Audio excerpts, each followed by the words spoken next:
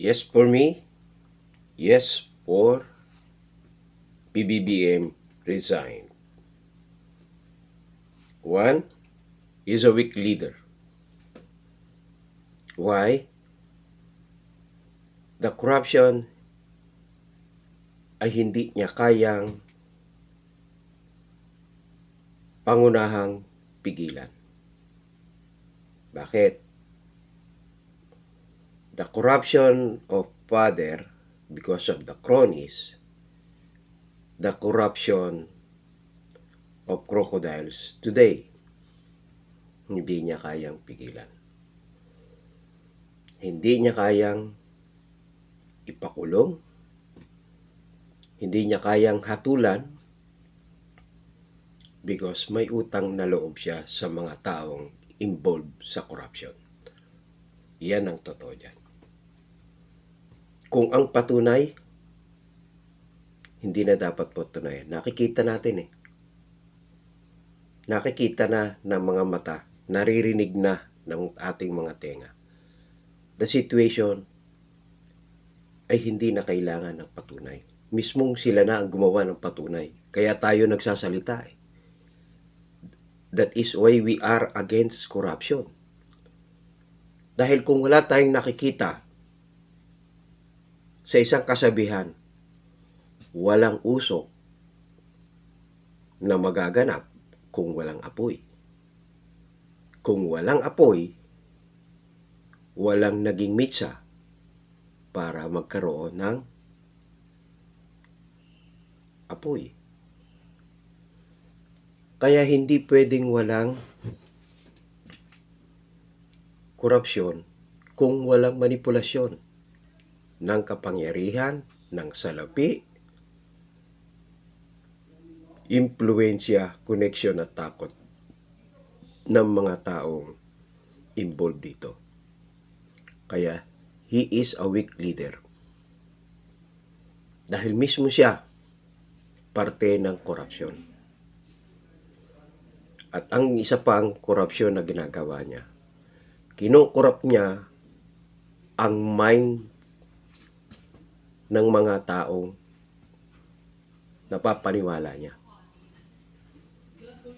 na he is a good leader. How he become a good leader kung hindi mo kayang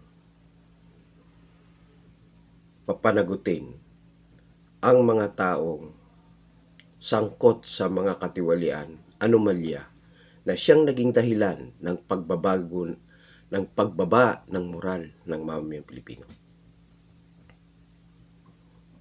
Diba? That is one of the things na hindi natin alam. Kung tutusin, alam natin.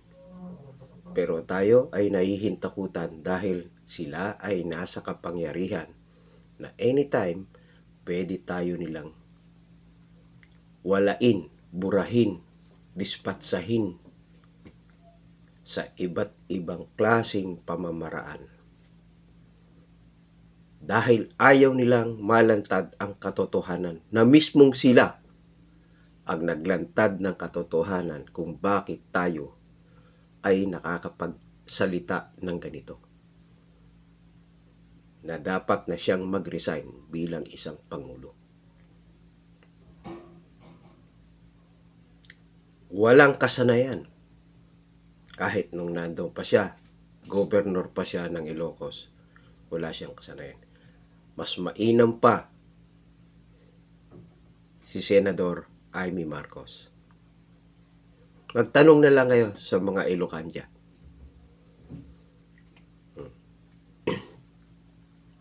Kahusayan. Wala siyang kahusayan. Presidente ka sa oras ng kalamidad. Magtatanong ka sa mga taong nasa paligid mo. Oras na yun, magpapa-conference meeting ka pa. At ang itatanong mo lang, anong gagawin natin? Kung siya ay isang presidente o leader, may kahusayan, may kasanayan, madali niya itong masusolusyonan. Di ba? Ito pa. Bakit pipirma ka sa isang GAA, sa isang batas ng pondo ng bayan at ipinagmalaki mo sa iyong press conference na binasa mong lahat ang 4,750 pages o pagpalagay ng 4,000 mahigit pages, pahina ng GAA na wala kang nakitang blanco, kaya wala kang ibinito. Alalahanin mo, bago mo pirmahan ang GAA, titingnan mo yung pinanggalingan ng GAA. Saka mo pipirmahan yan. Diba? At hihingiin mo ang small committee report dahil importante yan. Doon mo ibabase kung mayroon bang taliwas o akma doon sa pipirmahan mong batas. Ganoon ang isang may kahusayan, may kasanayan sa ehekutibo.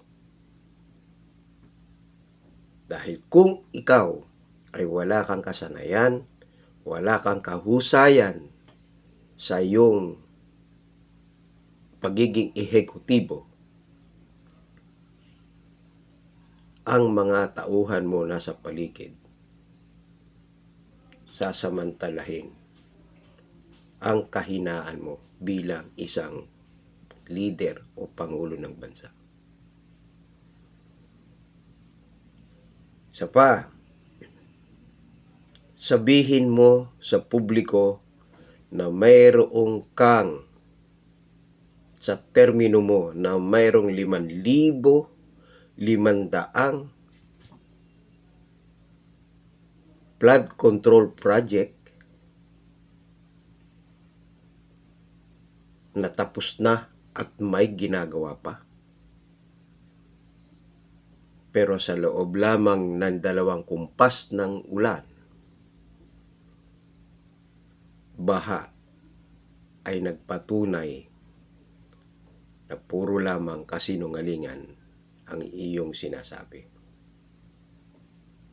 At nang ikaw mismo ang bumisita doon sa mga reklamo ng mga mamamayan, paano nangyari? Ikaw na. Walang kahusayan, walang kasanayang pangulo, mahina kang klaseng pangulo.